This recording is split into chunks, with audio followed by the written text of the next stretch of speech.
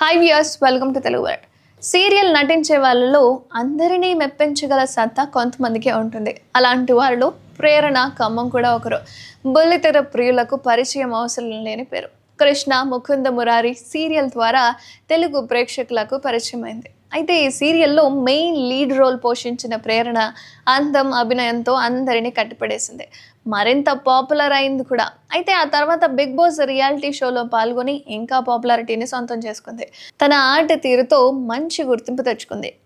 ఇక ఈ షో నుంచి బయటకు రాగానే తన భర్త శ్రీపాదతో కలిసి ఇస్మార్ట్ జోడీ 3వ సీజన్లో వైల్డ్ కార్డ్ ఎంట్రీ ఇచ్చి మరీ కప్పు కొట్టేసింది. ప్రస్తుతం కన్నడలో క్వాలిటీ చికెన్ అనే కామెడీ షోలో పాల్గొంటుంది.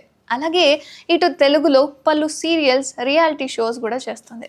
తాజాగా ఓ ఇంటర్వ్యూలో పాల్గొన్న ప్రేరణ తన బెస్ట్ ఫ్రెండ్ రష్మిక మందనను గుర్తు చేసుకుంటూ ఆసక్తికర కామెంట్స్ చేస్తుంది.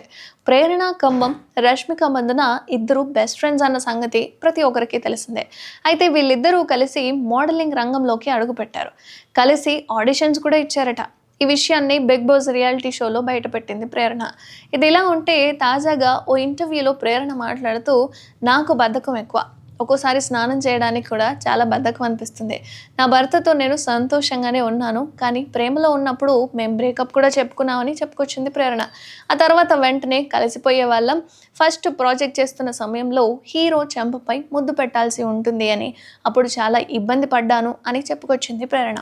ఇక రష్మికను ఉద్దేశిస్తూ, నేను తెలుగులో స్టార్ అవుతా, రష్మిక కన్నడలో స్టార్ అవుతుంది అని ఇద్దరూ కలిసి మల్టీ స్టారర్ చేయాలని రష్మిక ఫ్యామిలీ మెంబర్స్ అందరూ అనేవాళ్ళట. నేను కూడా చాలానే అనుకున్నాను అని, కానీ ఏది జరగలేదు.